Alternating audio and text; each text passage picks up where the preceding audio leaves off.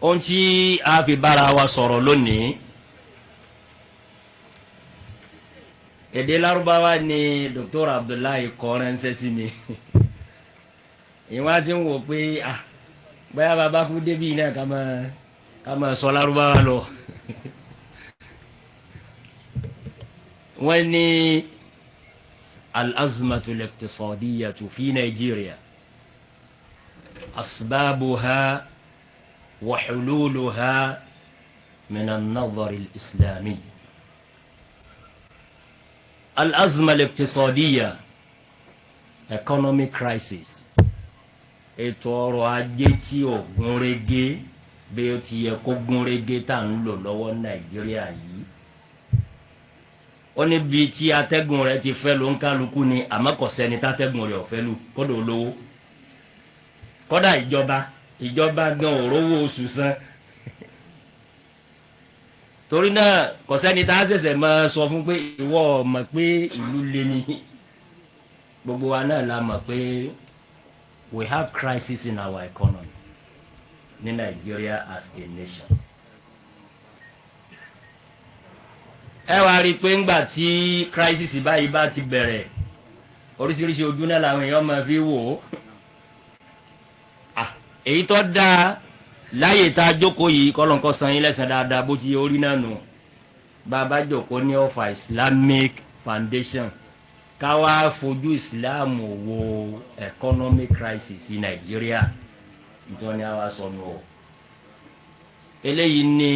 níbàámu pẹ̀lú tí Dr. Abdullahi wílẹ̀ kan pé arántí foundation yìí gbé lọ́wọ́ ni pé káwọn èèyàn mọ̀ pé kò sí ntọ́lọ́wọ̀n ọ̀dá sí kò sí ntí Islam ọ̀dá sí kọ́dà bọ́jọ́rọ̀ ẹkọ́nọ́mì.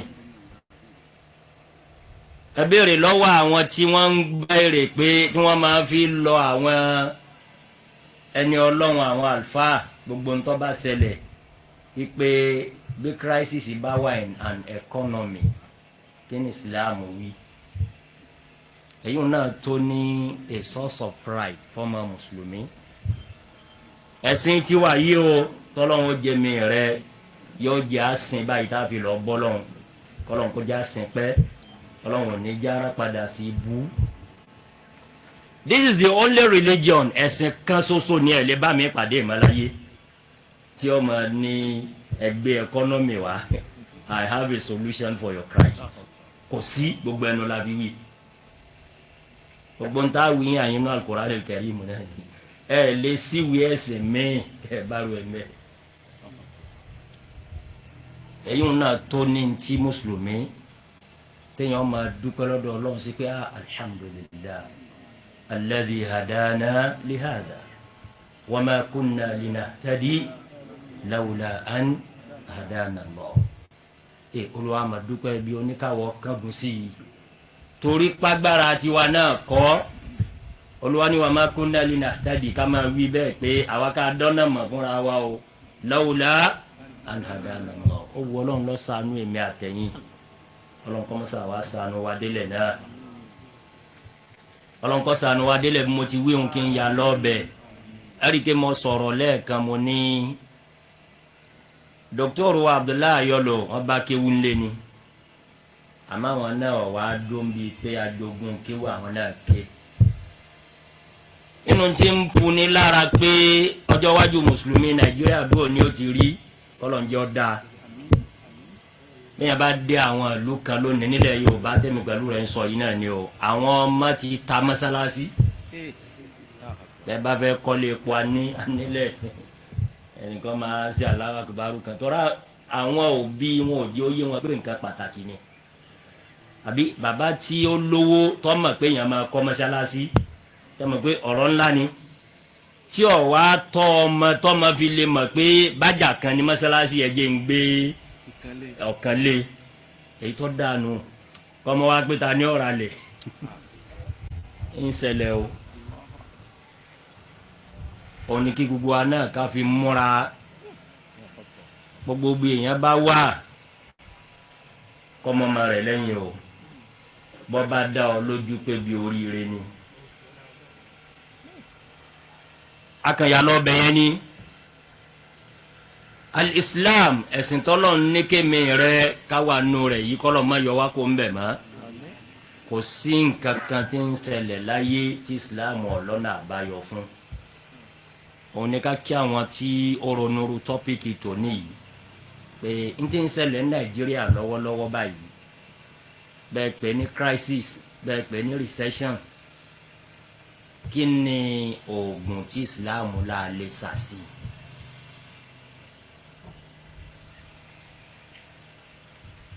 nàìjíríà tẹ́mi pẹ̀lú rẹ̀ wà yìí lóòótọ́ mo ti wí kò sẹ́ni tí ó mọ̀ pé lọ́dún kan ọdún méjì sẹ́yìn nǹkan rọrùn jù báyìí lọ kọ́dà bẹ́yìn òwúlẹ̀ tiẹ̀ mọ ẹkọ́nọ́mì tí ó mọ̀ kan èèlò lọ ra gàárì ní ọdún tó lọ èèlò lọ ra rẹ́sì lọ́dún tó lọ mú yòówù náà lọ́jà lónìí bí ọba ara rún tó rà lẹ́sìn èyí tó kéré nìyẹn ẹlòmíì ṣiṣẹ́ oṣù mẹ́sàn-án ìmọ̀ ń wọ́ndà pé ní tí ì bá ṣe pé mẹsìdákù ọ̀rọ̀ ọlọ́run pé ma min dabbatin fil ardi illa ala Allahi rizquha it is unimaginable gbẹ̀yìn ó ṣiṣẹ́ tí ń sìn tí ń tẹ́wọ́ gbowó lóṣooṣù ọwọ́ àdóṣù kínní èkejì ẹ̀kẹta olóṣù mẹ́sàn-án bẹ nàìjíríà ìbá àti ń sọ̀rọ̀ kò sì kú wọ́n sì ń jẹun mo wá ní ọlọ́run kárí jalla jalaluhu jalla ọlọ́run nísẹ̀yìn lẹ́ ń bọ́ra yín tẹ́lẹ̀ ni ma min dabbatin fil ardi illa ala Allahi rizquha gbogbo ní ti ń mélòó kéde mélòó lẹ̀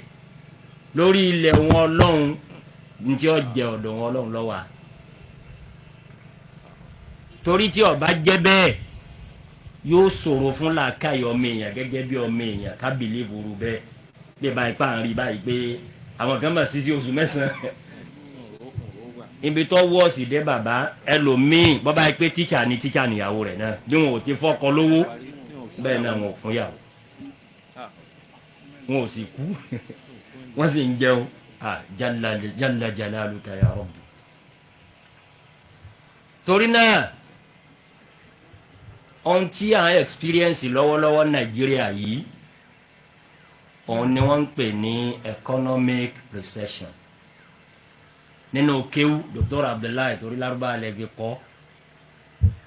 àwọn a máa pè é ní arrokodo al-iqtisadi arrokodo al-iqtisadi economic recession kí ni ń jẹ́ recession ká bẹ̀rẹ̀ láti bẹ̀rù kí ni ń jẹ́ rokodo fil-iqtisad. Recession in any economy is not a strange phenomenon. Kìí ṣe ti ojú òrírí k'economy ó recess. Ẹ mọ̀ tí wọ́n ń pè recess ni pé lálá tó lọ òkè kọ́ wálẹ̀ ká sọ báwọn. Bí yẹn bá gbogbo ní téèyàn bá ń ṣe náà kọ́dà bí èsì economy náà bó jẹ́ èèyàn náà yóò nígbà kan tí ó gba ẹ̀dá kan lè lọ wájú báyìí mọ́ ẹ̀jẹ̀ àsìnmi. N tí ń ṣe economy náà nù. Economy is like a human being. Kò sí ẹkọ́nọ́mì tí ọkàn máa gùnkè tí ọkàn máa gùnkè tí ọkàn máa gùnkè lọ. Àti science àti experience ọmọ èèyàn wọ́n ti teach wa pé for any economy a time will be for an expansion for economic boom and certainly there must be a time for economic recession. Bẹ́kọ́nọ́mì bá ń lọ tí ń bá ń lọ tá à ń gbádùn ẹ̀ tí ọjà ń pọ̀ tówó ń pọ̀ bí tí ń pọ̀ lọ́dún márùn-ún mélòó sẹ́yìn nàìjíríà míyàn bá tán rẹ̀ ni kò lè máa lọ títí kò sí ìlú títí máa lọ títí bẹ́ẹ̀. So ẹnu bí tí àwa ti ṣe mistake táwa kí ọ̀rọ̀ ọlọ́run fún wa kó pè wá padà òun ni pé bó o là á deal with a recession. With recession in an economy. It ń jẹ́ recession no economy. Ká sọ lédè tí ó yé gbogbo wa. Òun ni ká ní tí wọ́n ń pè ní downturn jẹ́ mọ̀ pé up down. Ìyẹn ni kí economy ká ní downturn in the economic activities. Kọ́ dẹnu kọlẹ̀ ẹ ṣeun bàbá. kí ọrọ̀ ajé ó dẹnu kọ ilẹ̀ kí wàá ní jẹ́ kó ọrọ̀ ajé dẹnu kọlẹ̀ àwọn there are key factors wọ́n máa fi mọ̀ wípé ṣé ọrọ̀ ajé dẹnu kọlẹ̀ àbí kò dẹnu kọlẹ̀. ara ẹni rate of unemployment ara ntí kọ́kọ́ máa jẹ́ káwọn èèyàn fura pé ṣé kí ni yóò ti fẹ́ dẹnu kọlẹ̀ òun ni sẹ́mi pé gbogbo òlu kọ́dà nàìjíríà bá ti rí iná àwa náà máa gbé statistics kalẹ̀ pé iye èèyàn báyìí ni ò níṣẹ́ lọ́dún yìí o níbi àwọn ìlú táwọn ti mójútó ẹkọ́nọ́mì jojúmọ́ ọ̀sọ̀ọ̀sẹ̀ oṣooṣù làwọn máa gbé jáde pé iye èèyàn báyìí percentage báyìí níṣẹ́ bọ́ lọ́wọ́ ẹ̀ iye percentage báyìí lọ́sẹ̀sẹ̀ ríṣẹ́ ṣẹ́ríjọ́ tó bá ti di pé àwọn tí ò ríṣẹ́ ń pọ̀ ẹ̀ máa àwọn tí ń ṣe àdá wọn lẹ̀ àbáwọn tó yẹ wọ́n ní téèyàn torí tí ń jẹ́ unemployment nínú economy ẹlòmíọ̀ wà employable òun náà sì máa pé òun ò ríṣẹ́ èyí ń wò ṣe unemployment ẹni tí ò ní tí wọ́n fi ṣiṣẹ́ tó náà wá ń pé kò ṣiṣẹ́ ń gbòòrò kò ṣiṣẹ́ ń gbòòrò but n tí ń jẹ́ unemployment ni pé ẹni ó ṣe tán gbogbo ní téèyàn ní ó sì fẹ́ ṣe wọ́n tún fi kún bẹ́ẹ̀ ó ní ó sì fẹ́ ṣe kí ni ó sì fẹ́ ṣe ọwọ́ àgọ́ gbogbo ẹ̀ kalẹ̀ kò ríṣẹ́ ṣé àmọ́ rí yín nàìjíríà nísìn kẹrin ní a bá lẹ advertisement gbọ́n fẹ́ gbá yàn mẹ́wàá síbi kan nísìn 1000 ní ọ̀ apply nígbà míì wọ́n tún ti wá gbà mẹ́wàá àwọn tán formality wọ́n kàn fi yín ṣe fẹ́ pé ọmọ pé ń bò lẹ́yìn wọlé ẹ kéde o ẹ̀yọ́ kàn wá ọlọ́wọ́ ṣàánú wa nàìjíríà torí náà ara tí wọ́n kọ́ máa fi mọ̀ pé ọrọ̀ ajé ìlú o ń ṣe kínní ń dẹnu kọlẹ̀ òní tá a bá wo the rate of unemployment tí n bá ti ń lékún ìyẹn nípa àwọn tí iṣẹ́ ń bọ́ lọ́wọ́ wọn àbáwọn tí wọ́n fẹ́ ṣiṣẹ́ níṣẹ́ gidi tí wọn ò rí torí pé gbogbo ẹ̀ làwọn ní economy ṣàpèjú gbogbo ẹ̀ exam á ní gbogbo ẹ̀ nàìjíríà yìí wọ́n ní tí wọ́n ń pè ní underemployment ẹni ó yẹ kó rí iṣẹ́ gidi iṣẹ́ pé gbogbo ẹ̀ ní ìṣẹ̀lẹ̀ ní nàìjíríà yìí ó kàwé ó ní masters ó kàwé ó ní first degree ó wá débẹ̀ wá ní àwọ̀ ọ̀wọ́ ní certificate tó báyìí nc làwọn àyọ̀ wà ní ẹ̀mú nc náà wá nígbà tí ò rí mi underemployment tún lè yàn gbogbo ẹ̀ gbogbo traces kìíní lọ́wọ́ kún nàìjíríà nígbà tí ọ̀pẹ́ jù lọ títí inú tó fẹ́ bomi lójú yàn Dangote group of companies àwọn tí ń ṣe sìmẹ́ǹtì tí ń ṣe ṣúgà tí ń ṣe iyọ̀ gbogbo ìtàn ara wọn náà ni the president Aliko Dangote gan ló ké pé nbọ nàìjíríà ń lọ yìí ó kírètì iṣẹ́ kan tó pè ní executive driver driver náà ni àmọ́ driver pàṣẹ wá driver tó tún because àwọn benefit rẹ̀ ni pé tó bá wa mọ́tò yìí fún iye ìgbà kan o yóò nírú ẹ̀kọ́ tó gbọ́dọ̀ ní káwọn tó lè bẹ̀rù rẹ̀ nírú irú mọ́tò tó wọ́n sì máa wà ní kódà tó bá ti wá wà fún iye ìgbà báyìí yóò padà di tiẹ̀ wọ́n wá advertise eléyìí hàn nítorí ó jẹ́ ká lẹ́kọ̀ọ́ Dangote ó ké síta ni pé by the time tí wọ́n report back padà sí as the head the president pé àwọn application tá a mọ̀ rí ni wọ́n rí PhD holder náà àwọn tó fẹ́ ṣe executive driver ní ti ń jẹ́ pé ìlú le gan nù bẹ́ẹ̀ bá kó páálí doctor tí wọ́n wá advertise pa fẹ́ gbogbo tí wọ́n bá fi kún driver lọ́dà driver náà ni àti non-executive àti executive driver bọ́bá yìí pé iṣẹ́ gidi ń bẹ ní PhD ò ní lọ apply pé driver ló kù ara ti ń fi hàn wá pé nǹkan ṣe wá nàìjíríà o ọ̀la nǹkan ṣe wá oníkàmọ́ wa sọ àwọn oní masters kẹrin èyí ń very recently nínú tí ò tí ì pẹ́ púpọ̀ náà ni torí náà àkọ́kọ́ nìyẹn nínú tá a tún fi mọ̀ pé ọrọ̀ ajé ń dẹnu kọlẹ̀ o àwọn oní ẹkọ́nọ́mì wọn ní àwọn tí wọ́n mọ̀ ń pa ètò ọrọ̀ ajé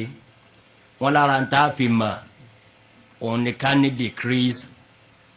in consumer or business spending. Ìjọba ti di pé ìyá tó gbé ọjà lọ́jà ti ń pa 5,000 nígbà tí ọba fi ti ṣọ́ọ̀bù rẹ̀ ń rọ̀lẹ́ àbí ń pa 10,000 gbogbo ẹ̀ ni ó ti máa ṣẹlẹ̀ nísìnyí tó we are in recession tọ́wọ́ á sí ṣọ́ọ̀bù látàárọ̀ tọ́pa 3,000 ìtumọ̀ ẹ̀ nípa àwọn consumer tí ó wà á rà wọn náwó tó bí wọ́n ti ń ná mọ́ tó ráwọn náà ò rí tó bí wọ́n ti ń rí mọ́ another factor tá a fi mọ̀ pé ọrọ̀ ajé ń ṣe gíní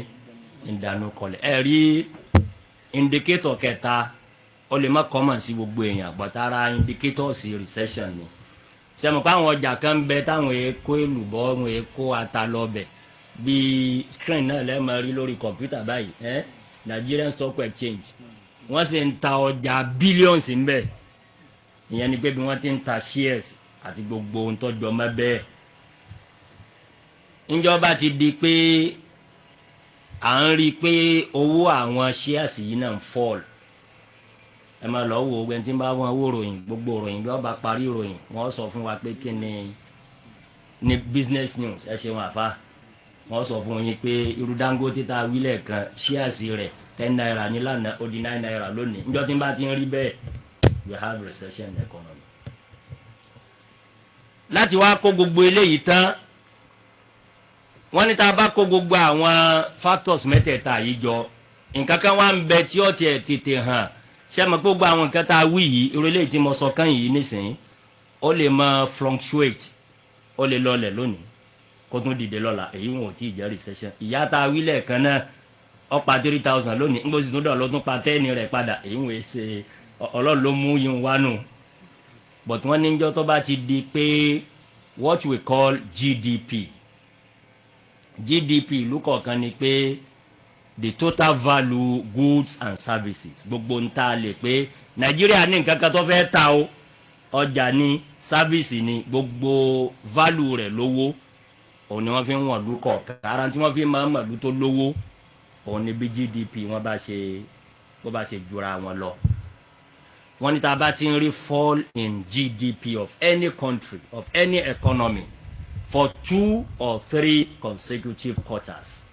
ìyẹn ni pé fún bí oṣù mẹ́fà àbóṣù mẹ́sàn-án gbogbo ẹ̀ ló ti ṣe lára Nàìjíríà tí wàá ti jù bẹ́ẹ̀ lọ. GDP wa ti ń fall láti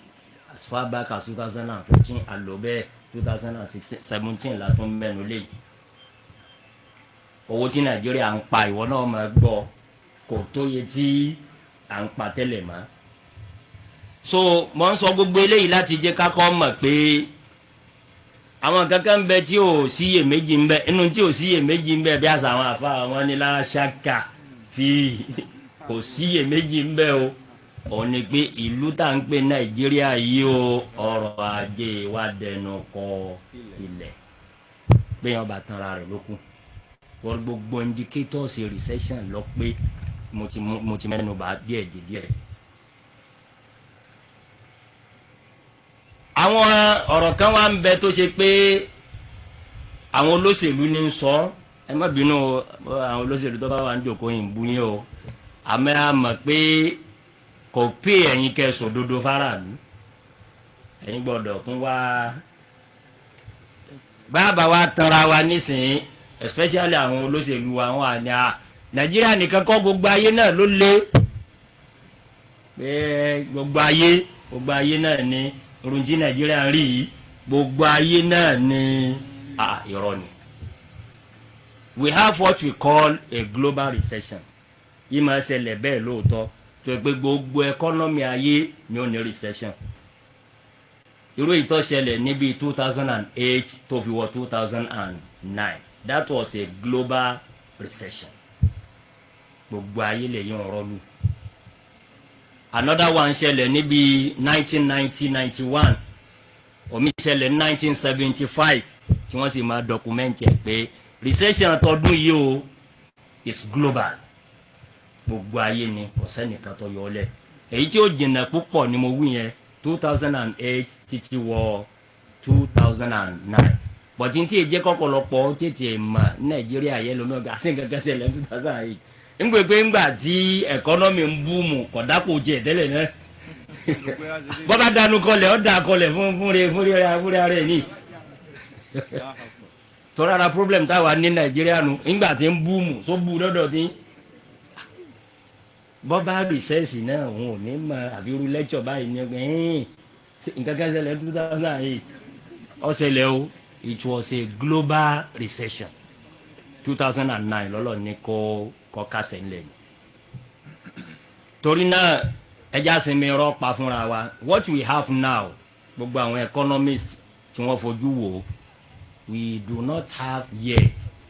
a global economic recession tá à ń wí yọ kárí ayé èyí tí nàìjíríà ń kì í ṣe nàìjíríà nìkan lóòótọ́ àmọ́ kì í ṣe kíni kò kárí ayé kì í ṣe gbogbo ayé. àwọn ibi tí recession yìí tó hìtì jù bó ti hìtì nàìjíríà yìí àwọn níbi tó ṣe pé ní tí wọ́n ń tà òun lè po rọ̀bì tá à ń pè ní petrol tó yìí pé ní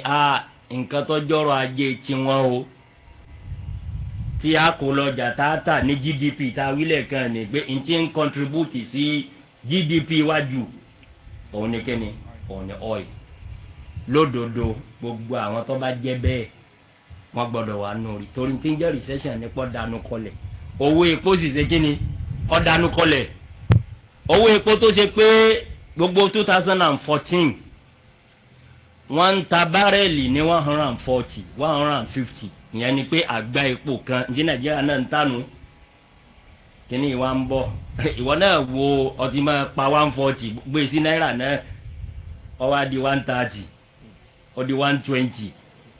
ó wá padà fall below 40 ẹ wá nẹ́rọ ajé òní dẹnu kọlẹ̀ alhamdulilayi recently níbi oṣù tá a wà yìí tó ti ń lókè àmọ́ kọ́mọ́dàbí èpè ìrọ̀pọ̀ lè padà sí 140 yẹn mọ́ 140 yẹn náà was abnormal it was abnormal.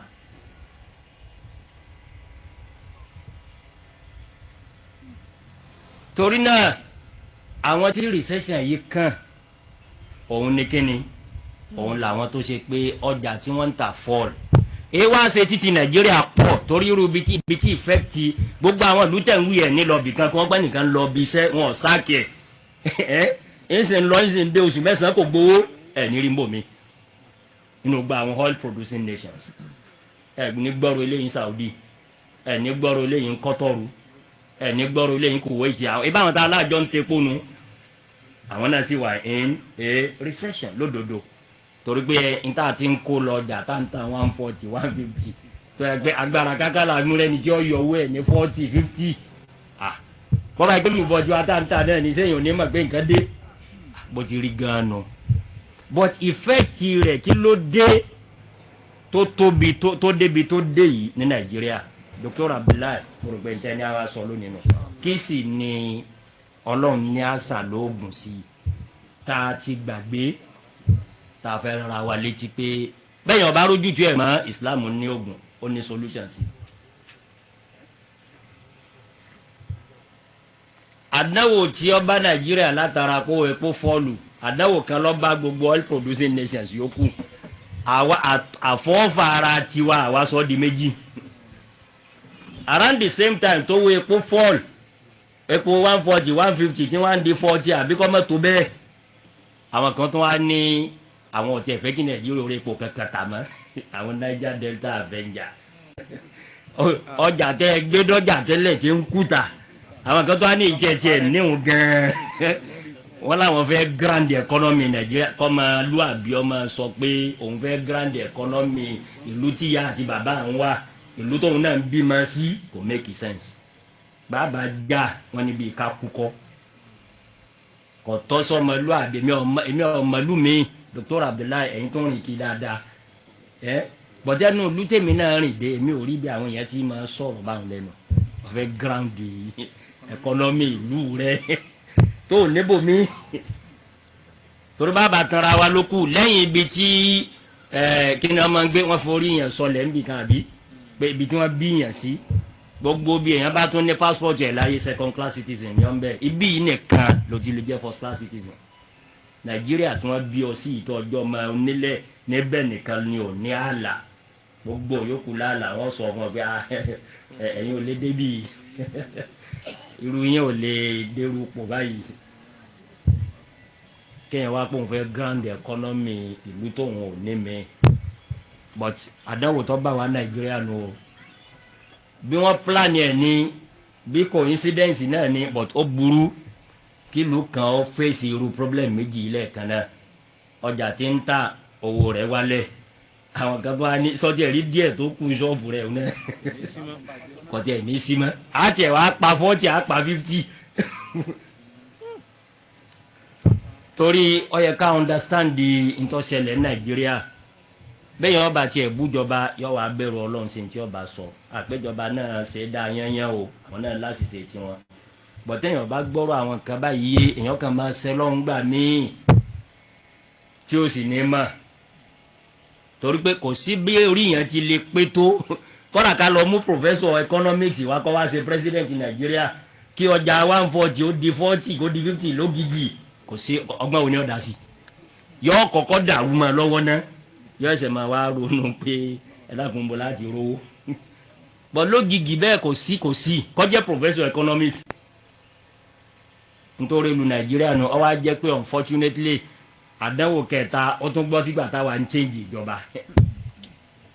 sẹ́mọ̀ pé ẹmọ tí mo máa gbà lérò pẹ̀lú à ń change ìjọba ìnákùná owó ni wọ́n máa ná bí wọ́n bá fẹ́ selection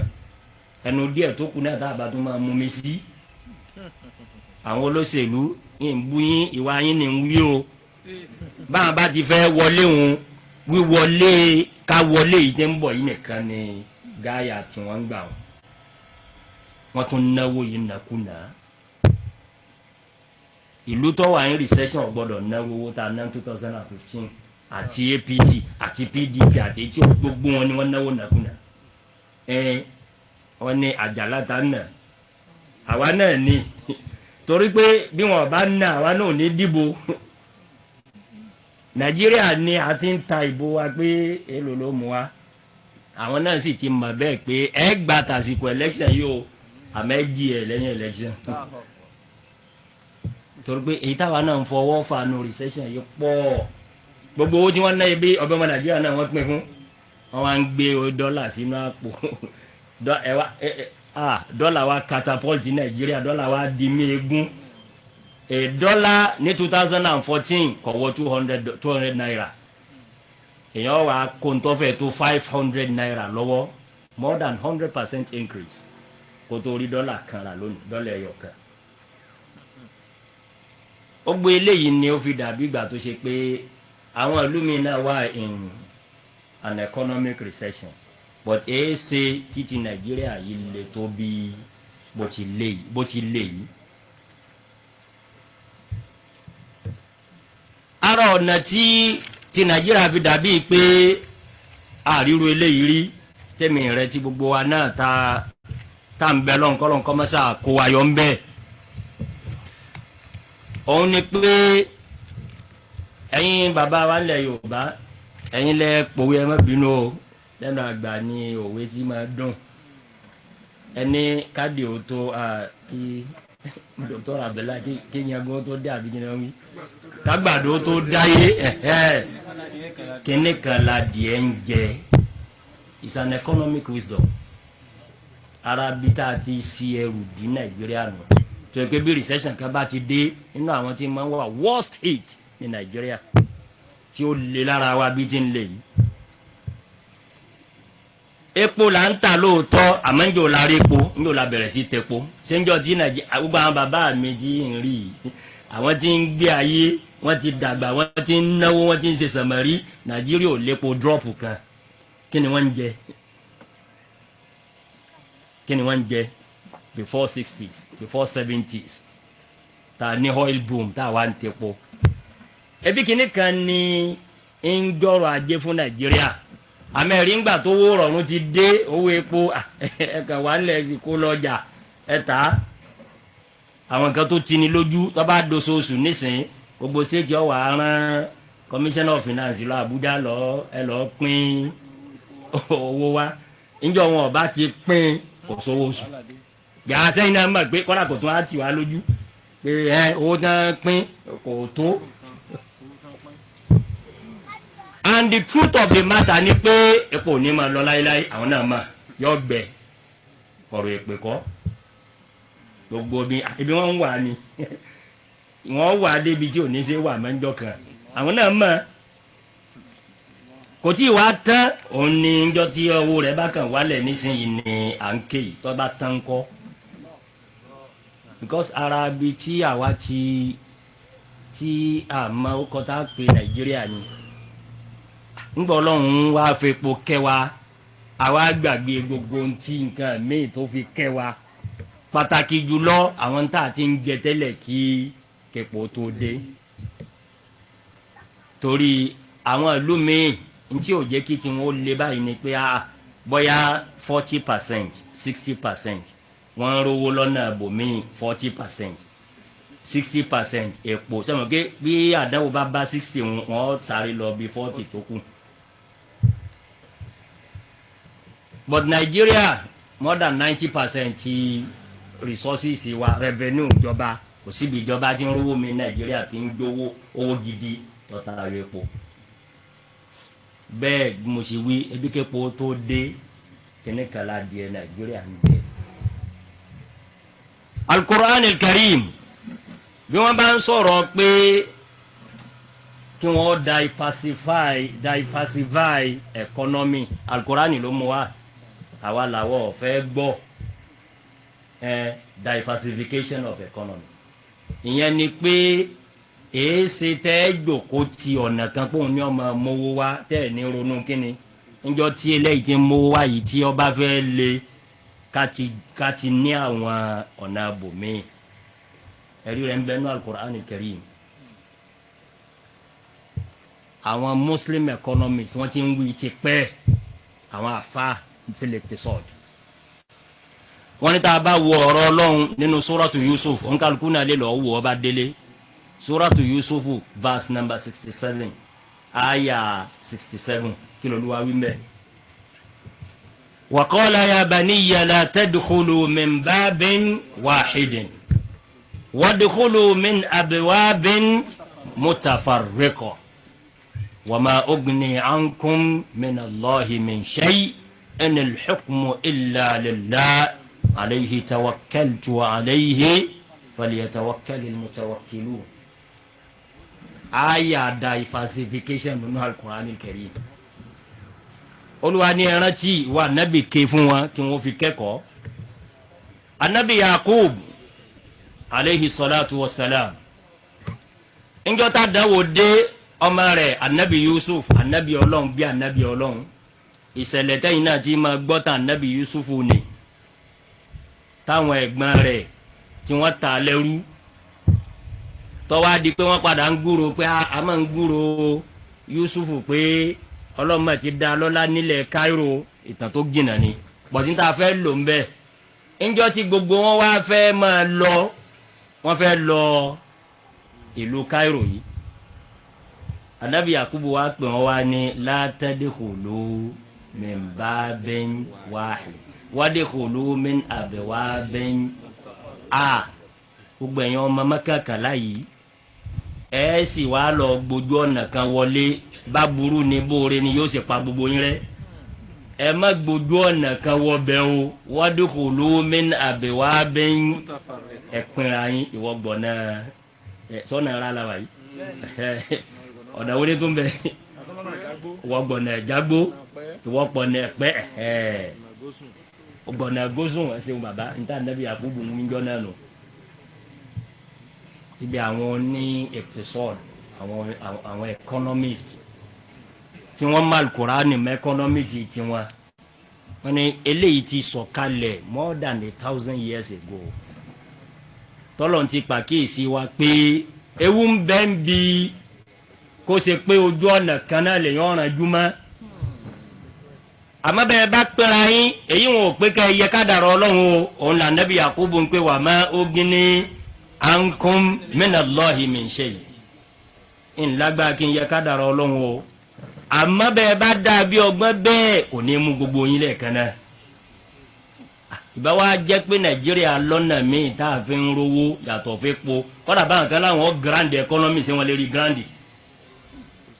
kọ́dà bó epo bá wá fall ṣé ẹ mọ̀ pé po tá à ń wí yìí wọ́n ti tàn $10 rí láyé General Babangida òun ni mo sọ pé it was abnormal pé wọ́n ń tepo 140 epo fall láyé Babangida to the level of $10 per barrel a sì kú àní ńgbà tí ò tiẹ̀ sí tí ò tíì sí a drop of oil ní Nàìjíríà ẹ bá àwọn bàbá wa wọ̀nyí gbáyé tó sì rọrùn torí náà bí wọ́n bá ní kí ni àkọ́kọ́ solution tí Islam introduce pé bẹ́ẹ̀ bá fẹ́ avoid the recession in the first place àbí bẹ́ẹ̀ bá ti wà nínú recession tẹ́ ẹ̀ tún fẹ́ padà wọbẹ̀ mọ́ ẹ̀ diversify economy yìí ẹ má jẹ́ ó jẹ́ pé kíni ẹ má jẹ́ ó jẹ́ pé nù agbọ̀n kan náà lẹ́kọ̀ọ́ gbogbo ẹ̀yin yìí sí wọ́n tún máa lò bẹ́ẹ̀ ẹ̀ diversify mú díẹ̀ ń bì ẹ̀yìn ẹgbọ̀nà bì àgíríkì gbogbo èyí táwọn ìjọba ń ṣe ń polo nísìnyí mining gbogbo àwọn oríṣiríṣi ọ̀nà tí ó lè fi dowó tọ́ba ipá ti mójútó ni kò ní burú tó bó ti burú yìí bí ibnillah pẹ̀lú yọ̀ǹda ọlọ́run mi o òun náà lànàbí Yakubu fi ní wa ma ugni ankum minallahi min shay torí náà ara àkọ́kọ́ ntọ́ yẹ á ti ṣe tá a ṣe tó ipa Al-Qur'an al-Karim mo sì ti pè mí rẹ ó ti pa kíyèsí wa ní tó lé lẹ́gbẹ̀rún ọdún òun ni la tadkhulu min babin wahidin wadkhulu min abwabin ẹ̀yin náà ké fún àwọn ìjọba ké fún gbogbo ọmọ Nàìjíríà pé udkhulu min abwabin mutafarriqa ẹ wójú ọ̀nà tó pọ̀ láti yọ wá nǹkan sí ọrọ̀ ajé Nàìjíríà ẹ má jọ jẹ́ ìmúná ẹkọ́nọ́mì irú èyí tá a rí yìí irú èyí tá a ń lò yìí tó yẹ pé ń jọ́ tí nǹkan bá ti wá ṣẹlẹ̀ lójú ọ̀nà kẹ́tí gbogbo aranjúmọ́ yìí yọ wá lé kókókókókó irú eléyìí tá a rí kọ́lọ́nkọ́ mọ́ sàṣàánú wa. àkọ́kọ́ nìyẹn lórí ọ̀rọ̀ the fall in the price of crude oil tó yẹ pé òun ló lead directly to the recession. Solution kejì Al-Qur'an al-Karim ti mú wá ní tún tó lélẹ́gbẹ̀rún ọdún tá a ṣe Nàìjíríà àfi ká sì ṣe wọ́n ń ta epo ní kíni ní $10 ó wá di 40 ìwọ̀n di 140 gbogbo ẹni ọba any level of economics èèyàn bá study ọyọ ọmọ pé kò ní máa lọ bẹ́ẹ̀ it was abnormal kí nǹkan 10 ó di 40 àwọn nǹkan kan ló ṣẹlẹ̀ ń gbà ní combined factors kan ló fà á àwọn kan tẹ kó wọn ò jẹ́ wọn orí tí wọ́n ta àwọn ibìkan tí epo ti ń wá púpọ̀ lágbàáyé wọ́n ní crisis wọn ò répo wọn wà jáde gbèlè wọn kó wọ́jà òun lẹ́nu àwa taari tí wàá gbé wọ́jà sẹ́mi pé the two factors náà nù supply and demand ó yẹ kó ńlá káyọ̀ ti wò pé nígbà táwọn eléyìí bá bẹ̀rẹ̀ sí ta tí wọ́n ń kọ́ the price must fall níjọ́ ọba tiẹ̀ wá tán kọ́ ṣebí ọ tiẹ̀ fọ́ọ̀lù là ń wí níjọ́ tó bá tán àwọn náà sì mọ̀ pé yóò tán kí Al-Qur'an al-Karim kọ́ wa pé bẹ́ẹ̀ bá rí nǹkan tó pọ̀ ẹ má fi gbogbo ọwọ́ mẹ́wẹ̀ẹ́ wá jẹun Nàìjíríà fi kíni àfi gbogbo ọwọ́ mẹ́wẹ̀ẹ́ wá jẹun nínú Suratu Yusuf yìí bákan náà ẹja tún ra wọn létí ọ̀rọ̀ Ọlọ́run Ànábì Yusufu aleyhi salatu wa salam nígbàtà Ànábì Yusufu wà nílẹ̀ Egypt ní Misra ẹni ó jẹ́ ọba àbí president ìjọ náà ó wá sùn ó lálàá gbogbo ẹni bẹ́ẹ̀ ní Al-Qur'an al-Karim wa qala al-maliku inni ara sab'a baqaratin siman ya'kuluhunna sab'un ijaf wa sab'a sumbulatin khudr wa ukharu yabisat. àwọn ọba tí ń ronú bílù ó ti dáa tí wọn fẹ́ jẹ tán tí wọn mọ̀ pé ló gbọ́dọ̀ parí lórí tàwọn ó ní mo mọ̀ sùn mo mọ̀ rí mọ kí lè rí ọba ó ní sab'a baqaratin siman mo rí àwọn màálù tó yó tó jẹun tó yó méje ya'kuluhunna sab'un ijaf àmẹ́mà tí mo rí ni pé lójú mi náà mo bá sì rí pé ọ̀kọ̀ọ̀kan làwọn màálù tó gbẹ hanhan méje míì wọ́n sì mú àwọn méjèèjì tó sanra yìí wọ́n sì mú wọn jẹ sab'u baqaratin siman ya'kuluhunna sab'un ijab inú alukurani lọ́wọ́ suratu Yusuf verse 43 to 49 pé màálù méje sanra ó sì dóúnjẹ fún màálù méje tó tínrín èyí ò ní kakọ́ Ọlọ́run tún rí sab'a sumbulatin khudr àwọn ìsírí àbí kí la máa pè ìsírí tọ̀ ẹ má bínú sẹ́rà wa tí a bá pẹ́ ní ta yóò bá wọn mọ́ sírí ní àbí tọ̀ ẹ mú ní ìsírí òun ní irú tó mú àgbàdo jáde àbí gbogbo orúgbìn ó lóun tún rí méje kan tó tutù gbẹdẹgbẹdẹ tí ó wúyàn pé ọmọ kìíní jáde dáadáa wa ukharu yabis at the same time Ọlọ́run bá tún fi méje mi hàn ń tó gbẹ́ yẹn ni pé tí ò mú èso jáde èèmà màálù méje sanra màálù méje tó gbẹ́ mú wọn jẹ kí ni túmẹ̀ wọ́n wá wádìí wọ́n fi wá dọ́dọ̀ Ànábì Yusuf alayhi salatu wassalam kí ni Yusuf wá bó ló tú àlàyé fún wọn jọ náà òní solution Nàìjíríà tí àwọn olórí wa àtàwa náà tá a ronú pa rẹ̀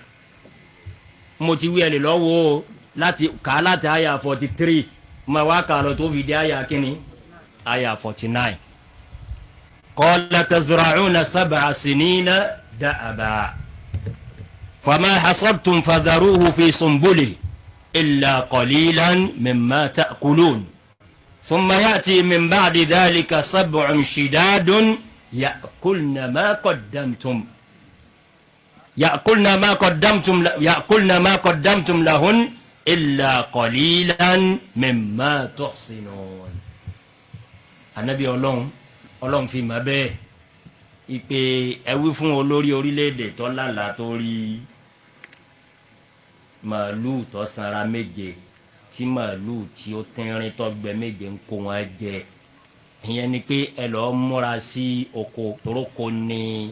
òun ni source of revenue tí wọ́n ń jọ náà bí epo ti jẹ́ tiwa lónìí gbígbà téèyàn pé epo 140 yìí 40 kan bẹ tí ó padà jẹ́ o ìtumọ̀ ẹ̀ nù ẹ̀ ń tẹ́po 140 lónìí ìgbà kan bẹ tí 40 ó padà jẹ́ gbogbo 140 yìí ẹ wàá pọnmi kalẹ̀ dòǹgbẹ ẹ̀gbà náà Ànábì Yusufu ní ẹ máa wá lọ dáko kọ́pọ̀ fọdún méje tẹ́ bá wá ń dáko fama hasọtún ntẹ bá harvest ní nǹkan oko yín ẹ má fi gbogbo ọwọ́ mẹ́wẹ̀ẹ́ wá sí gíní ẹ má fi jẹun Nàìjíríà fi gbogbo ọwọ́ mẹ́wẹ̀ẹ́ wá jẹun wọ́n ti kó 140 àwa ń tanra wa illusion bígbà tó pé yóò tún máa di 200 àbí bíi pé kò ní 140 yìí mọ́ níbo ló ti dà bẹ́ẹ̀ rí láyé but àwọn tó gbọ́n gbogbo àwọn ìlú gbogbo àwọn Saudi Arabia àwọn Qatar yìí gbogbo ìgbà táwọn ń ta yìí wọ́n ń pọnmi kalẹ̀ dòǹgbẹ they were saving for a rainy day gbogbo àwọn ìlú tẹ̀rí tí wọ́n rí pé because nígbà téèyàn budget gbogbo ìlú kọ̀ọ̀kan tó yẹ pé po ni source of revenue wọn ìbí wọ́n bá budget wọ́n bá pe budgetary allocation wọn wọ́n ó ti pẹ́gẹ̀ pé iye tá a rò pàápàá ní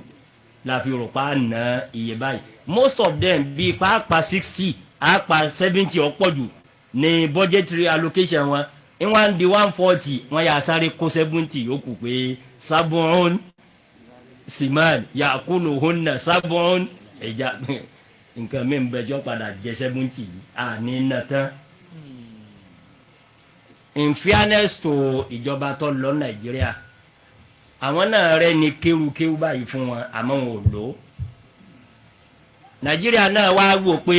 ẹja create wọn pé kíní kan ní excess crude account wípé epo yìí ti tayọ ń tà rò pé a ní lówó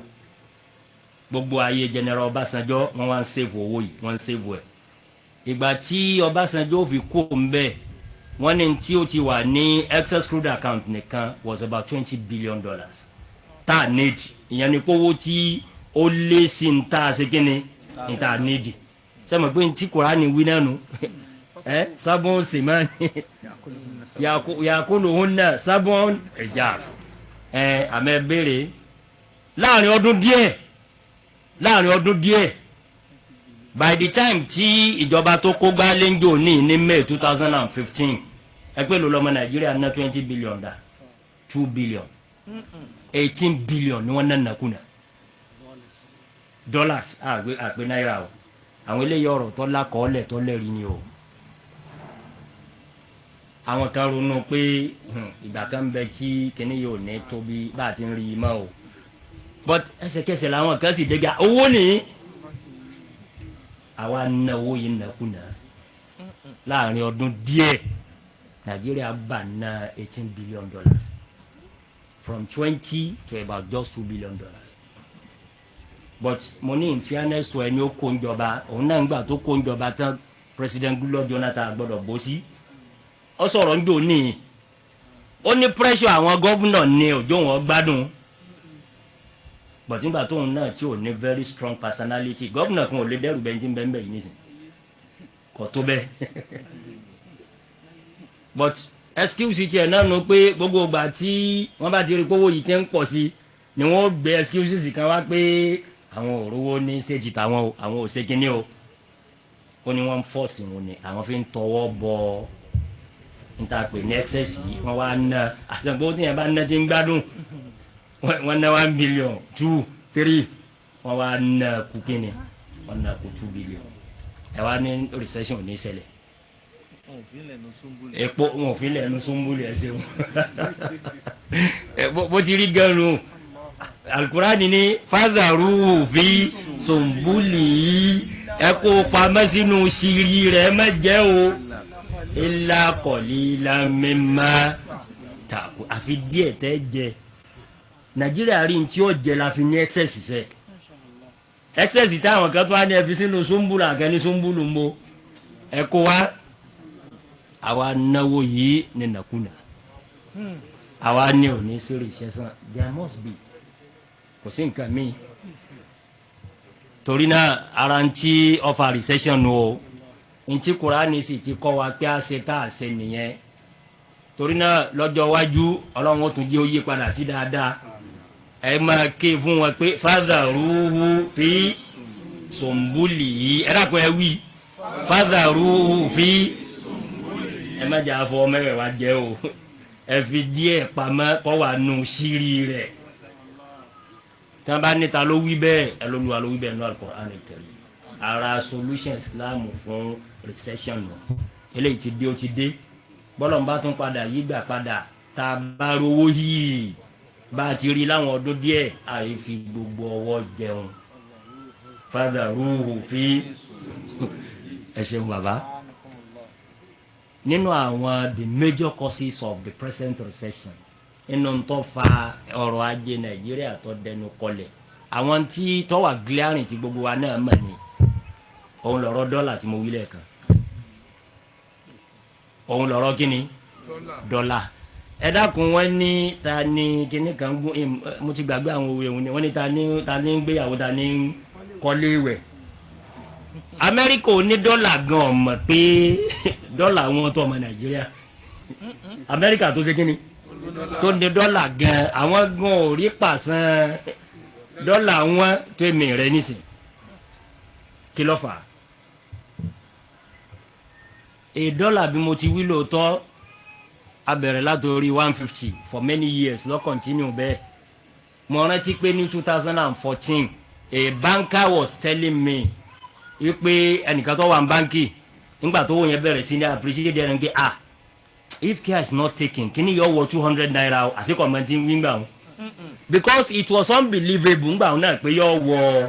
200 naira ẹ wo bí a wà lónìí 490 ní dọ́là ẹyọ kan ẹ wá ní recession ní wáyé but mo ní kí ló dé táwa feel impact yìí ju onídọ́là gan lọ tó gbé ní àwa gan gbábá níbi tí wọ́n ti ń gbẹ̀rora kọ́ra bí ẹ bá lọ ẹni tí òun náà mọ dọ́là nísìnyí alátọ onírú irú àtàtà tiẹ̀ náà gbówó lé àgbé dọ́là wọn àti tí ó kan dọ́là àti tí ó kan náà àrùn mọ́ onírèké náà ní dọ́là wọn ọ̀tọ̀ bàbá ní kọ́dà alágbó bá ní dọ́là wọn. but àfọwọ́fà wa ni kí ni ń jẹ́ pé dọ́là wọn kí ni èmi pẹ̀lú rẹ nídìí dọ́là fún ẹ bá ní náírà tiwa tá a ná bọ̀tara bi tí a ti listen sí alukur'an àti sunna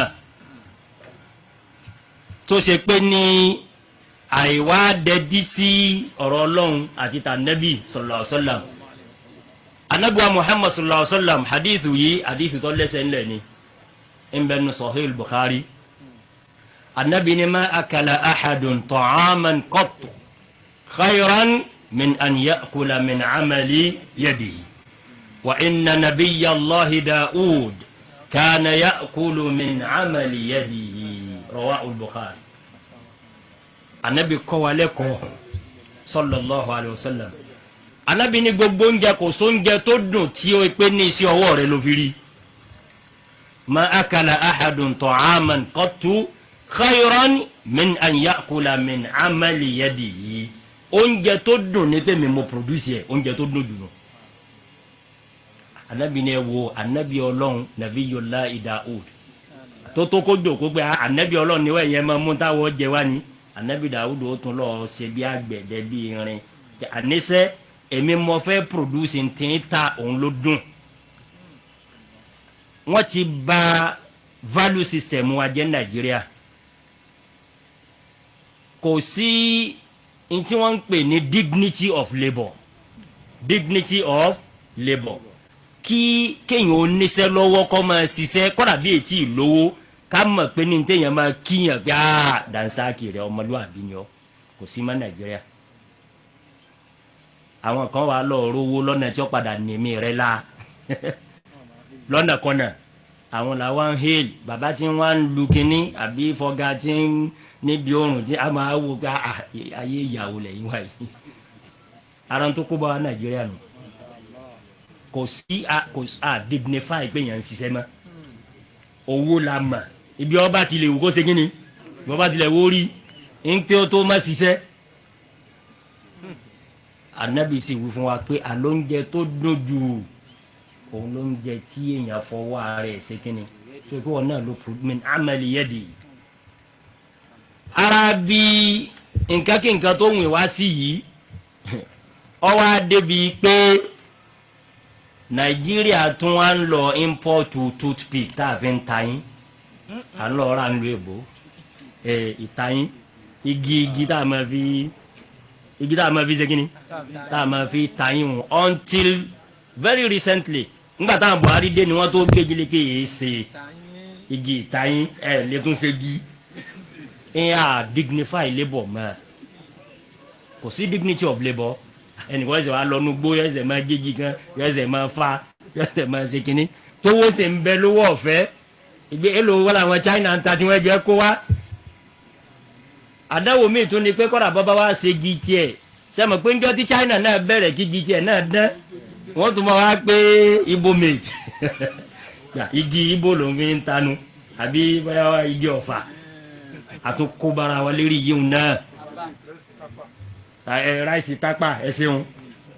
ráìsì tápà ṣe bí ngbà tẹ́mi rẹ tá a jẹ́ kí ti Thailand ó dùn lẹ́nu alárògbó òun ló dùn jù bọ́bá gbé ti tápà yìí náà la mọ̀ ẹ́ jẹun ní ó dùn jù ẹnu ọ̀mọ tápà kọ̀ mọ ìtẹ́nu bá sábà ní àwa ń lọ ra ráìsì Thailand à ń ra ti India ráìsì tó ṣe pé even kò dáa for the consumption of human beings ráìsì tí wọ́n ti ká kó mi wọ́n ti ká ọdún mẹ́ta ọdún mẹ́rin ọdún márùn-ún wọ́n ẹsẹ̀ wá gbé wá fáwa ẹ sì lọ sòǹgà àbí tápà àbí kínní fresh one wọ́n ní ìrẹsì tápà ara tí ó kó bá wa tá a fi ń fìlì pé ọ̀rọ̀ dọ́là yìí ni pé afẹ́ lè má dá nǹkan kan ṣe fúnra wa mọ́ mina amali yadi yìí ó kó lọ́rọ̀ tiwa mina amali yadi yìí kò sí mínàmẹ́lẹ̀ àìdí náà ò sí mọ́ nígbà tí à ń rówó rọrùn ibi wọn ewé epo wọn pin lóṣooṣù ẹni tí ó kó jẹ ó kó jẹ jẹ ẹni tí ó kó jẹ ẹ̀mí ó kó jẹ ẹ̀mí. téèyàn bá wo ọ̀pọ̀lọpọ̀ universities létí ti Nàìjíríà ń bí go to Ghana go to Togo a French speaking nation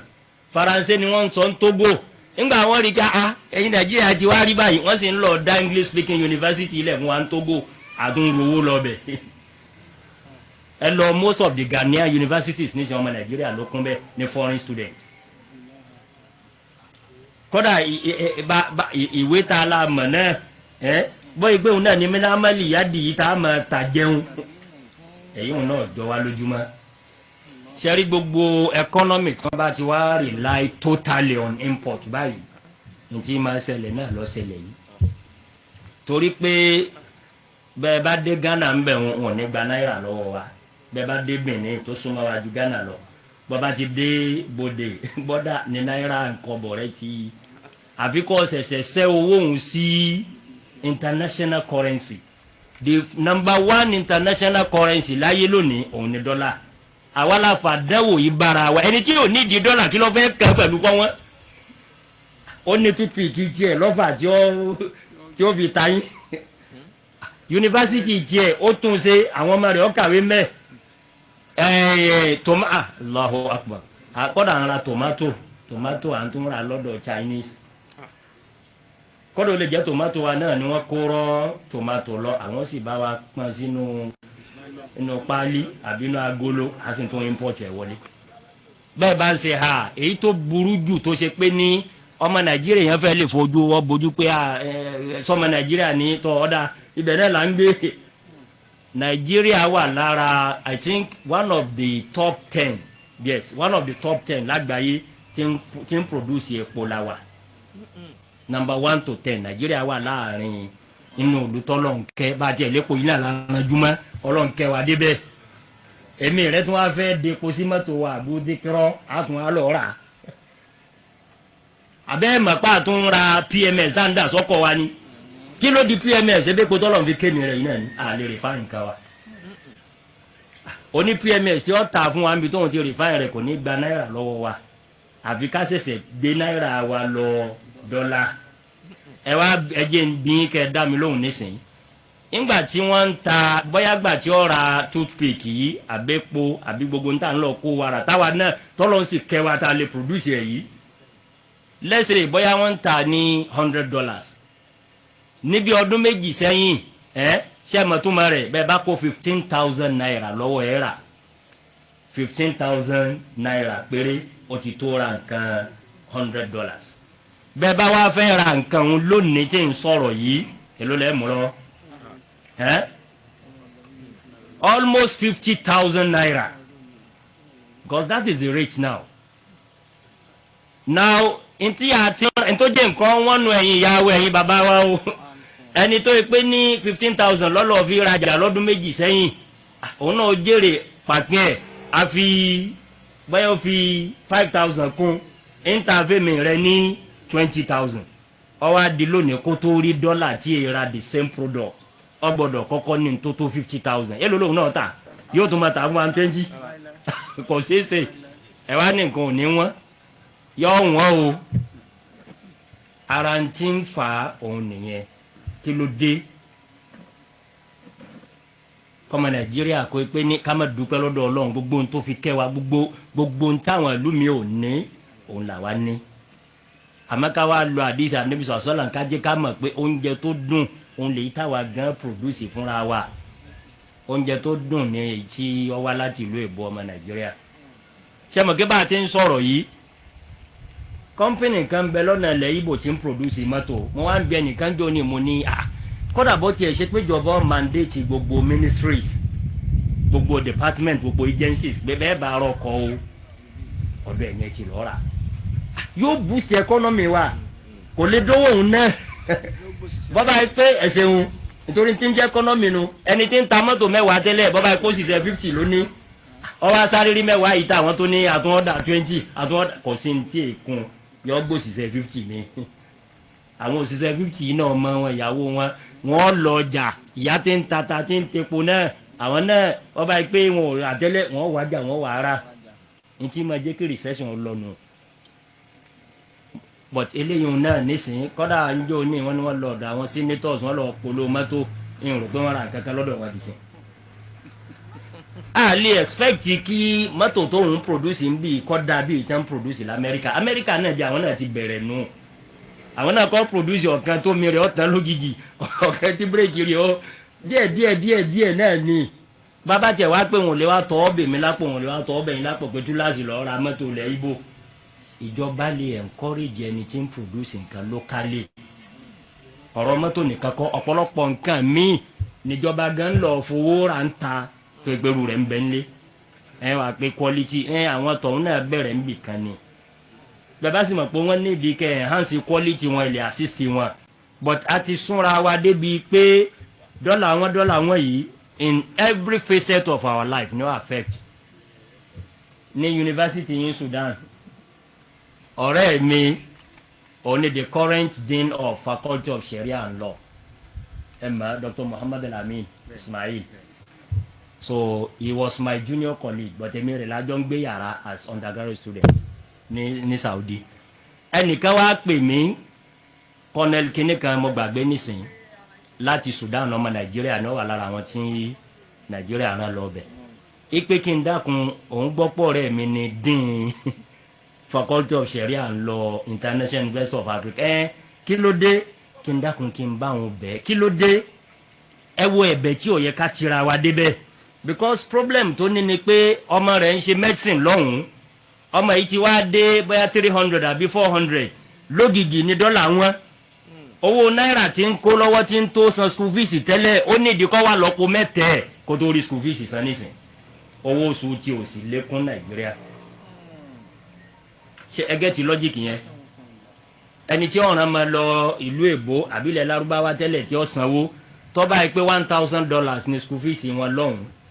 ní ọdún méjì sẹ́yìn bó bá ti kó 150,000 naira lọ́wọ́ ó sanwó bó bá fẹ́ sanwó òun lónìí ó lọ wá fẹ́ mílíọ̀nù kìí sì ṣe pé ibi tí wọ́n ti ń rówó òun Nàìjíríà ń bì 15 tiẹ̀ di ó di báwọn ẹ wo bá ti àwa la súnra wa dé gbogbo nǹkan báyìí torí náà nínú Dr. Abdullahi torí àti dáhùn àgbàlagbà jókòó púpọ̀ inú àwọn bá a ti ń sọ courses náà là ń sọ solution ká bọ́ sí mi màá tètè yára yòókù mo appreciate kọ́dà àwọn ọ̀kanjú àmọ́ ẹ jẹ́ káwa ní owó àgbàlagbà ni wọ́n ti jókòó látàárọ̀ wọ́n ní ọtí àmà tó ń ṣe nǹkan lé lónìí ọlọ́run wọn máa pẹ̀lú yín o rárá ń tí ó fa recession Nàìjíríà ó ní indiscipline wasteful spending bí yẹn bá tiẹ̀ lówó náà ọlọ́run ló wọ́n fẹ́ náà pa èmi ní kọ́ọ̀sì àti kọ̀mpíà bá a ti máa náwó wá Nàìjíríà with àwọn tí wọ́n lówó ju Nàìjíríà lọ kọ́dà àwọn èèyàn náà báwa ti ń ṣe kínní bá a ti ń náà yìí ẹ jẹ́ fún wa lẹ́gzámpù àwùjọ mùsùlùmí láwa yìí gbogbo ẹni ó bá lọ Mẹ́kà tó lọ hajj gbogbo ẹni tí o ti lọ náà Ọlọ́run ó jẹ́ ká lọ yọ gba lẹ́sìn fún wa ẹ observe ní tí mo fẹ́ wí ní tí mo observe personally ni o pé kí ni ń ṣe wá báyìí tá a wà disciplined bẹ́ẹ̀ bá dé Mẹ́kà nísìnyí how many states la ní Nàìjíríà 36 states 37 àti Abuja torí bàbá ti dé tàtà Abuja náà pé òun sàn kankan lára yín o gbogbo 36 or 37 states ká pé bẹ́ẹ̀ yìí náà ní wà ní province board tiẹ̀ lọ́tọ̀ mò ń fi agis example torí pé àwa mùsùlùmí la wà ń bì àrò ọ̀nà tá a ti náwó lọ́nà tó yẹ pé ìlú kìí nà bẹ́ẹ̀ Ọlọ́run ọ̀fẹ́ náà pa kọ́dà ń bí ẹ̀sìn Ànábì sallallahu alaihi wasallam tó ní bọ́ ọ bá fẹ́ sàlùwàlá ọ gbọ́dọ̀ ṣe kínní ọ gbọ́dọ̀ fomi ṣòfò sẹ́wọ̀n kí báyìí ìfi nǹkan ṣòfò bá wà ọ yẹ kọ́ káyọ̀ ọgbà nú ẹ̀sìn dá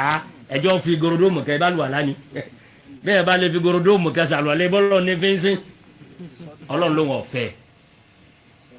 Ànábì sallallahu alaihi wasallam wọn ní bí ọba wa sàlùwàlá yọ wá omi kínní omi ẹ̀kún ọmọdù kan Ànábì sàlùwàlá bí ọba wẹ̀ náà ń kọ́ omi àgé kan sọ́hàn Ọlọ́run tí ọba wa gbà wá láyè ká nánà pa ń bí ẹ̀sìn yọ wá gbà wá láyè nàkúnná yòókù tá náà yìí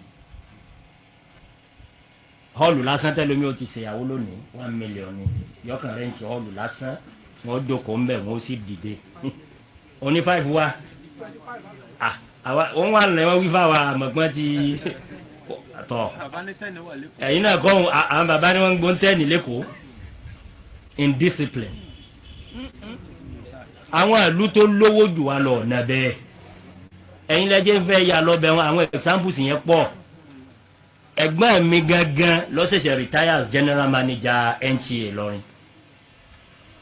ẹ̀gbọ́n mi gangan ni I was in his office lọ́dún kan wọn tí ì jẹ́ GM ngbà he was manager programs mo wá lọ kí wọn lọ́fíìsì wọn mo wá rí i pé NTA wọn ń láìfù program kan lọ́wọ́ ìjọba tó ń ṣe nǹkan láàárọ̀ ní bíi 8 àárọ̀ bíi 8:30 ni mo lọ bẹ̀ ń jọ̀hún kí ni ìjọba bá ṣe nǹkan yóò ta go 10 mo wá farabalẹ̀ mo wo mo rí i pé ìyàwó kan ni wọ́n ń ṣe ìyàwó ni wọ́n ń ṣe níbo ni wọ́n ti ń ṣe ìyàwó yìí ní ìlú ìgbìnẹ̀dọ̀ tí ń jẹ́ ọ̀kadà ní Edo State ìgbìnẹ̀dọ̀ náà ní í sin mọ́yàwó ọwọ́ alẹ́ ló lẹ́ńtì ẹ̀ ọgbà kí wọ́n máa láìfọ̀ ẹ̀ àtẹ̀mí tí mo jòkó ńlọrin àti fárọ́ fà kámẹ́rì nǹkan mi wò mọ́ àtàrà Sokoto àtàrà Èkó ọfọọsì ìyàwó ọmọ tiẹ̀ lé gbogbo wa lórí torí ipò lówó owó tí ò ṣiṣẹ́ rẹ̀ torí èèyàn ò lè ṣiṣẹ́ ogún rẹ̀ kọ́mọ náà báwọn.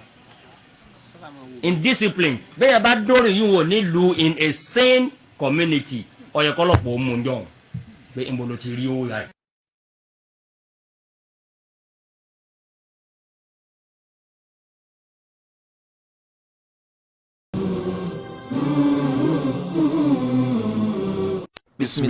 Bismillahirrahmanirrahim. Yorubaden TV, Academy of the Enlightened Ummah.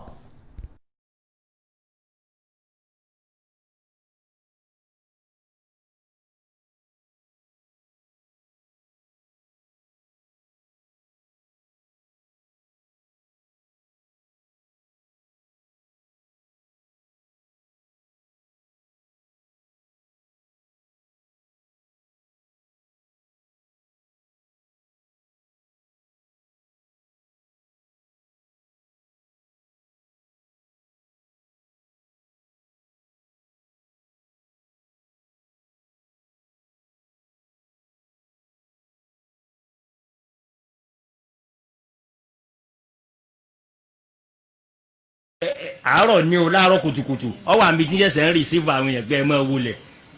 wọn ètò àga wọn èjókòó wọn ó sì ní gbogbo ẹ̀ tí wọ́n parí ẹ̀ live gbogbo èyí tí ọba náà mo wá ń fọgbọ́n bí brọ́dà mi ká èlò ní ọmọ ẹ̀sán báyìí ọmọ ẹ̀sán tó bí 50,000 wákàtí kọ̀ọ̀kan wọ́n wù mí bá 50,000 NTA network millions bẹ́ẹ̀ ọba gbé nǹkan network live kìí tún ṣe recorded ẹ̀ ṣeun ẹnìkan wá ní gbogbo iye tí ọba ná látàárọ̀ dalẹ̀ ní tí ó wà useless totally useless and meaningless kí ló kan bàbá tí ń bẹ ní Ìlọrin tí ń bẹ lọ́fà tí ń bẹ ní Sokoto tí ń bẹ kódà èyí tí ń bẹ lẹ́nugun tòsí rẹ̀ náà kí ló kan tiẹ̀ kódà ẹni tí ń bẹ ní capital Edo Benin City kí ló kan pé wọ́n ń ṣe kíní kan lọ́kadà but ẹnìkan ní sóhun ti ṣe léyìí náà ńgbà ọba yẹ ẹlòmíì ò ní CNN lòun ọlọmọ nínú ọ discipline bẹ́ẹ̀ kò sẹ́ni tí wọ́n gbà owó bá ń lọ rẹ̀ ní CNN wọ́n sọ fún mi pé sọ gbádùn káwọ́ halt gbogbo program nítorí pé wọ́n ń ṣe mọ́ mo ní bó gbé lọ́pọ̀ mẹ́wọ́ owó yìí lọ CNN ò nígbà lọ́wọ́ ẹ̀ àwọn ní discipline àmọ́ Nàìjíríà bọ́ bá ti lówó àrò ọ̀nà ní o tọ́lọ́nsì ti kìlọ̀ fẹ́mi rẹ̀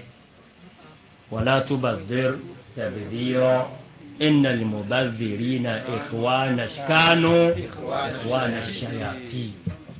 ọlọ́ni ogun tí bá ń nà náà pa ọmọ Yésù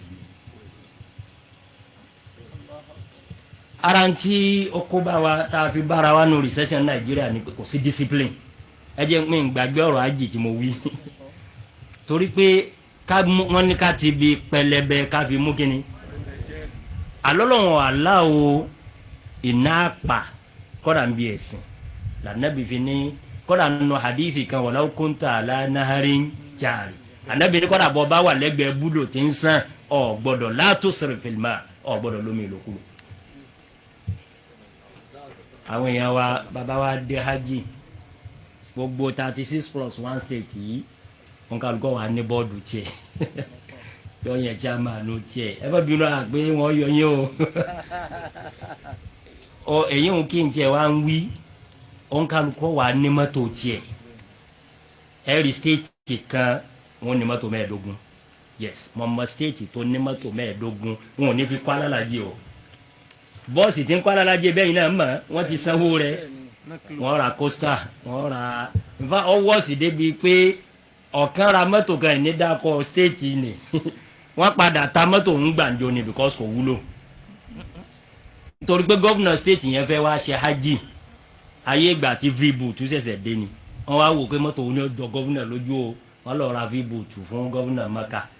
tí ó kàn lò láàrin ọ̀sẹ̀ kan tí ó lọ hajj tí ó v-boot tuntun brown new one wọ́n wá dé ṣe mọ̀ pé lẹ́tọ̀ hajj the minimum tí wọ́n lè allow mọ́tò tí ó wọ Mínà àbí tí ó wọ Àràfá ó ti níye passengers tó lè kó v-boot tó lè wọ Mínà gbogbo tí wọ́n gbé kòròkẹ́rẹ́ ra v-boot abá ní ta lọ́wọ́ àánú ẹ̀ wọn ní gómìnà kọ̀mọ́rú ọkọ̀ tí wọ́n máa ń gbé wọ ibi ìkọlọ̀ wa bọ́ọ̀sì wọ́n padà ta ọkọ̀ yẹn tàkùtà fún ẹni tí ó kàn rà ní wasteful spending.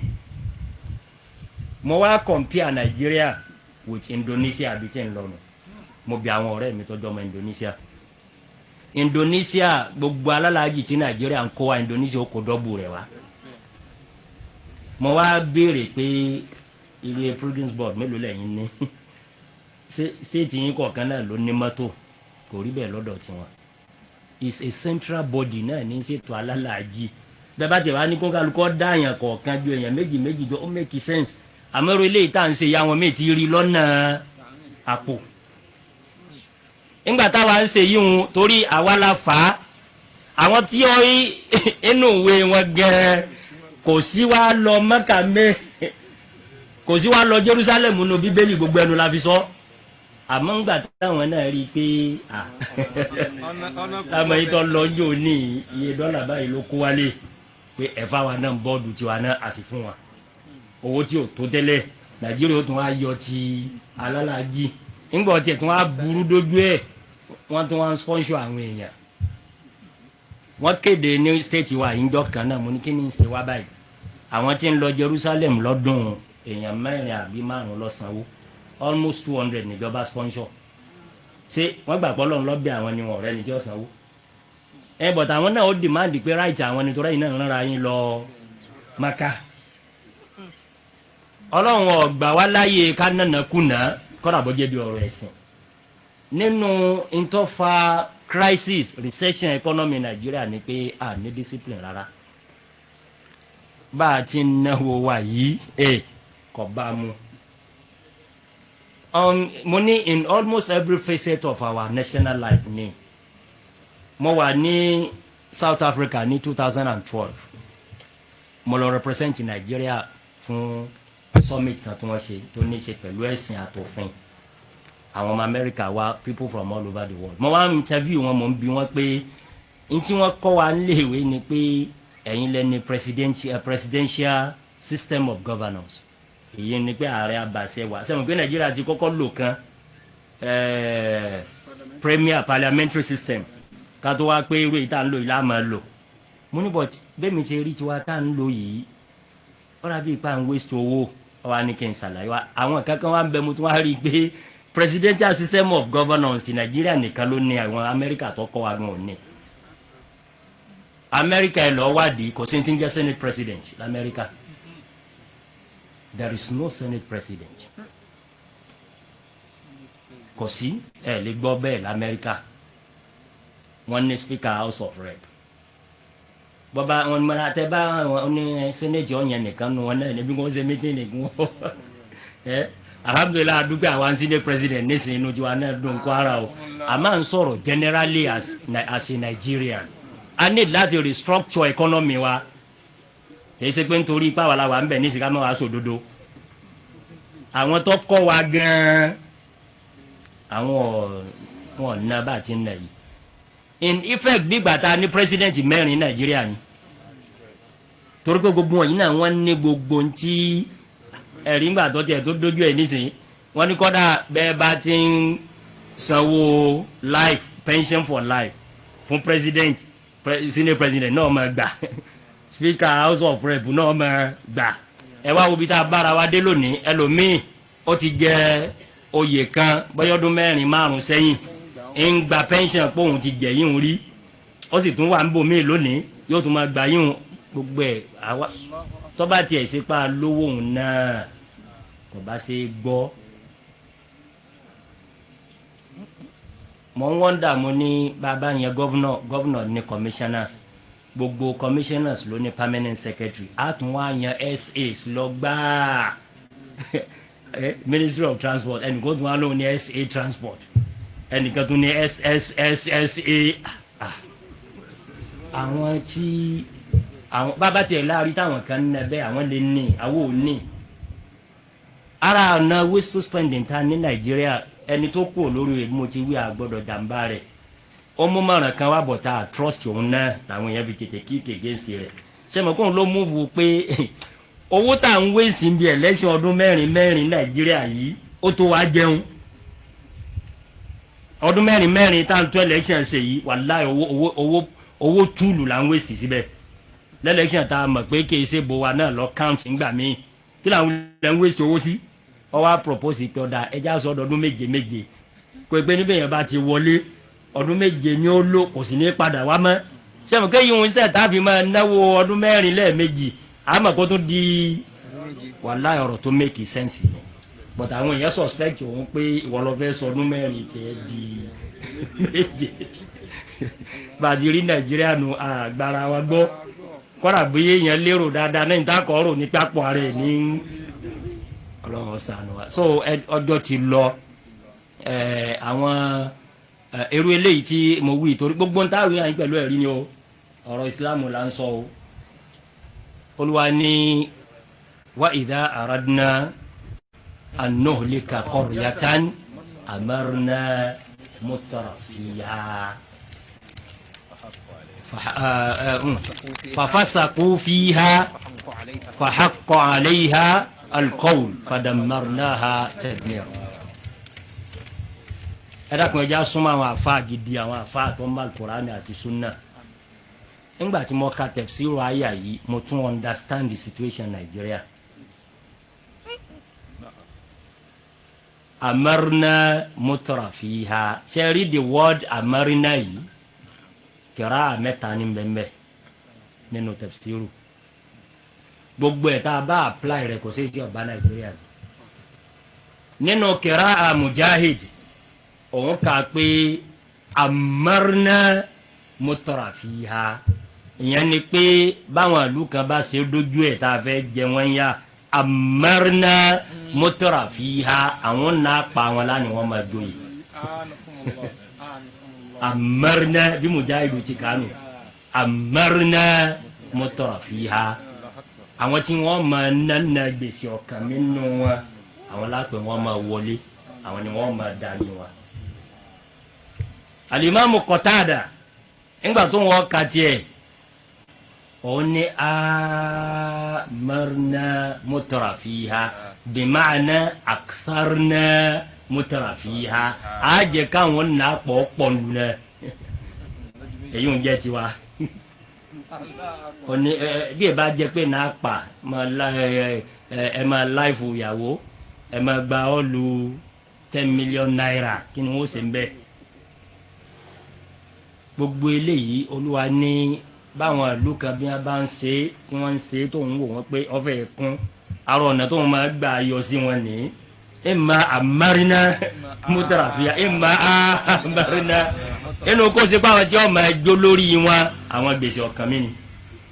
àbá àwọn tí wọ́n ń jó lórí fún náà á jẹ́ kí gbèsè ọkàn mi ọ̀pọ̀ nù wọn bẹ́ẹ̀ kọ́ náà mi bá lè dojú dé ọ̀dájú dé the way bá a ṣe náwó wa lẹ́lẹ́kṣọ̀n 2015 ẹ̀ ń là káyọ̀ wọ̀ ń dà pé àwọn tó náwó yìí ṣé wọn ò ronú pé báwọn bá wọlé kí làwọn ìṣèjọba ni àbí ńgbà tá a ná dúró báyìí nítorí pé kíni kásá wọlé ṣé àrònú pé bàbá wọlé tán báwọn yóò béèrè kó sọ àwọn dà ṣé ẹ lè bìlífù pé láti 2014 àtètè mọ́ ní Nàìjíríà ti ń yáwó san sálárì federal workers igbe sàmọ̀ fún wọn kí wọ́n sàmọ̀ gbádùn káwọ́ fi wọlé. torí náà inú tí ọfà níta wà ń bẹ̀ yìí Sheikh Abdullahi ọ̀nà ọjọ́ ti lọ ẹ jẹ́ ń fò lọ bí èyí tí bóyá nọ́tọ̀ méjì tó gbẹ̀yìn ó wù mí kí n sọ ń bì ìjọba náà ti ń sọ.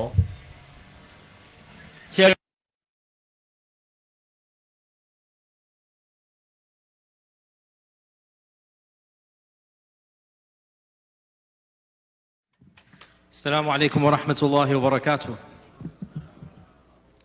الحمد لله والصلاة والسلام على رسول الله وعلى آله وصحبه ومن والاه. أما بعد.